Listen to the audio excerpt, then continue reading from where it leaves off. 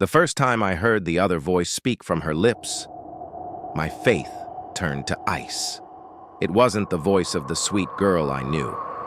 It was ancient, guttural, and filled with a hatred that felt older than the stones of my church. My name is Ernest Alt. I have been a Catholic priest for most of my life. I have seen faith heal the sick and comfort the dying. I believed I understood the boundaries of our world and the next. Then, in 1975, I met Anneliese Michel, and those boundaries were shattered. Her family were good, devout people from my parish in Klingenberg, Germany. Anneliese was a bright, gentle, deeply religious young woman with plans to become a teacher. But in her late teens, a darkness fell over her. It began with seizures. The doctors diagnosed her with temporal lobe epilepsy. They gave her medication, sent her to psychiatric hospitals. For years, they tried to treat her, but she only got worse. The medicine did nothing. In fact, her symptoms grew stranger. She began to see what she called demon faces in the world around her. She developed an extreme aversion to sacred objects. She couldn't walk past a crucifix without her body contorting. The smell of holy water was, to her, like a burning acid. She would tear rosaries apart with a strength she shouldn't have possessed.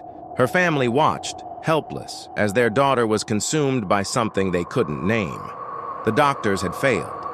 In their desperation, they turned to the only power they felt they had left, the church. They believed their daughter was not sick. They believed she was possessed. At first, I was skeptical. The church is extremely reluctant to authorize an exorcism. It is a tool of last resort, an acknowledgement of an evil so profound it is almost beyond comprehension. We are men of the modern age. We look for scientific, rational explanations. I prayed with Anneliese, I spoke with her, but the things I witnessed began to erode my skepticism. During our prayers, she would growl like a cornered animal. Her eyes would fill with a contempt that was chilling to behold. She told me of the voices that tormented her, that told her she was damned. After exhausting every other possibility, after her family's pleas became too desperate to ignore, another priest, Father Arnold Renz, and I were given permission by the Bishop of Würzburg to perform the Great Exorcism, according to the Roman ritual. The first session took place in September of 1975. We met in her small, sparse bedroom. It was Anneliese, her parents, Father Renz, and me. We began the prayers. Almost immediately, Anneliese's demeanor changed. The gentle girl vanished, replaced by a snarling, writhing creature of pure rage. She threw herself against the walls. Her body, which had grown thin and frail, was animated by a terrifying, unnatural strength. It took 3 of us to hold her down. And then, she spoke. But it wasn't her voice. It was a deep, gravelly sound, a voice that scraped its way out of her throat. "We are many," it growled. Over the next 10 months, we conducted 67 rites of exorcism. The sessions would last for hours, sometimes 1 or 2 a week. We recorded many of them on tape to document the process for the church. Listening to them now is like listening to a broadcast from hell. Through Anneliese's lips, the entities spoke. They gave their names. They claimed to be Lucifer, Cain, Judas Iscariot, Nero, Hitler, and a disgraced priest, among others. Each had a distinct voice, a different personality. They would argue with each other. They would mock us. They would scream blasphemies that would make the air in the room feel thick and poisonous. The physical toll on Anneliese was horrific. The demons, she claimed, would not let her eat. She saw food as filth. She would survive on almost nothing for weeks. She would perform hundreds of genuflections a day, obsessively, until her knee ligaments ruptured. She would lick spiders and coal from the floor. She would bite and scratch her family members. This was not a sickness I recognized.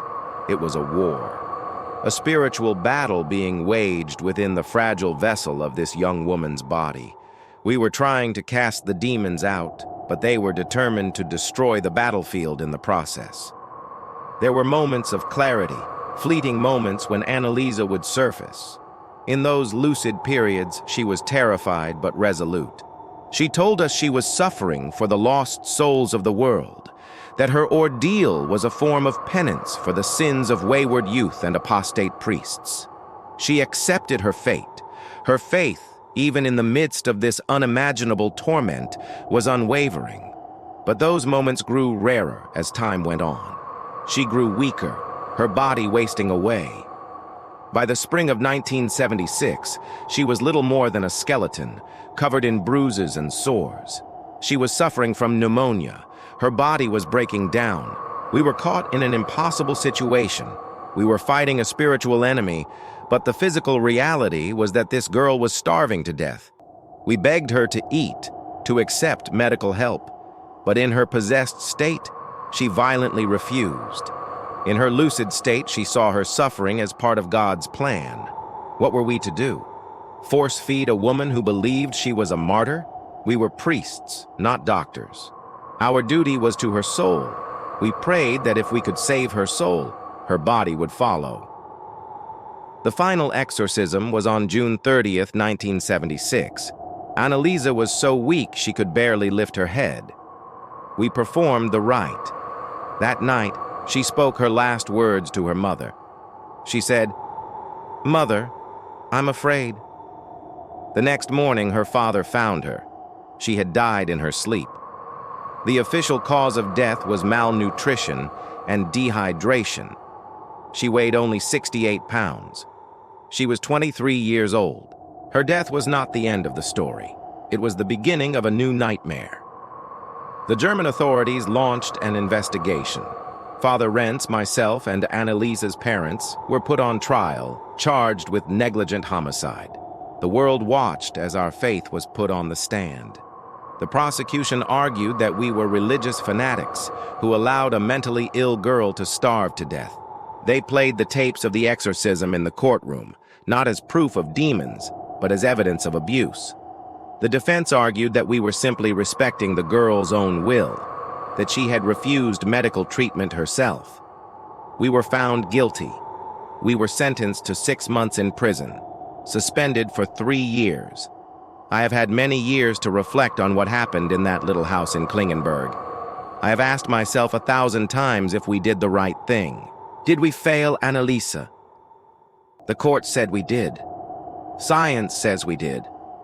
But I remember the things I saw, the things I heard. I remember the hatred in those eyes, the ancient evil in those voices. Science does not have a name for that. I believe Anneliese was a victim, not of us, but of a battle that most of the modern world refuses to believe even exists. Her body was lost, but I pray every day that her soul was saved. The true horror of Anneliese's story is that there is no easy answer. There is only a dead girl, and a terrible lingering question. We tried to save her soul, but we lost her body. The most terrifying question is not whether the devil exists, but what happens when our attempts to fight him create a hell on earth for someone we are trying to save.